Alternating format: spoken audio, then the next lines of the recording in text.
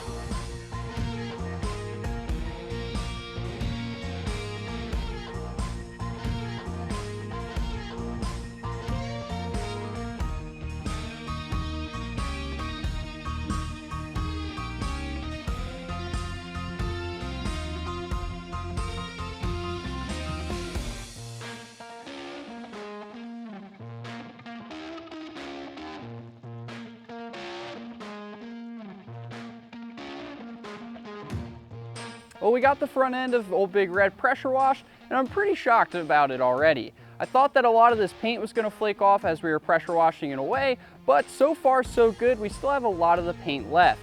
Now we're going to start working towards the rear of the truck, so let's see how good the paint is back there.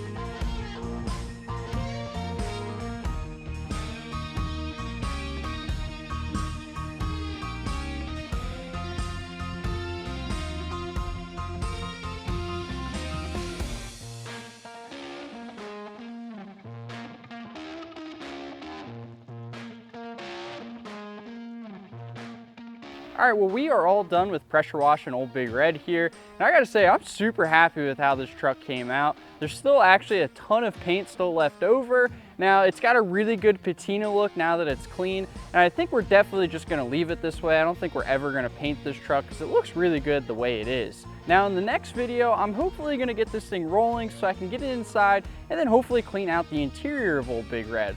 There's a ton of cobwebs in there, a bunch of leftover parts and things like that. So I want to get all that cleaned out. Hopefully we find some goodies while we're in there. And then after we get it rolling and the interior cleaned out, hopefully I can actually get this thing running.